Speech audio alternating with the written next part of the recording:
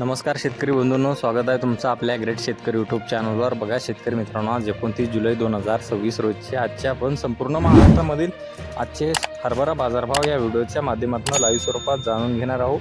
तत्पूर्वी आपण चॅनलवर नवीन असाल चॅनलला सबस्क्राईब करायला विसरू नका।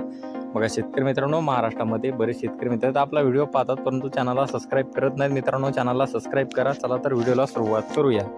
बघा शेतकरी मित्रांनो, कृषी उत्पन्न बाजार समिती बार्शी सोलापूर येथे अवकालेले 17 क्विंटल अशी दर 6100 रुपये क्विंटल, सर्व संदर 6000 रुपये क्विंटल जाते लोकल हरभरा।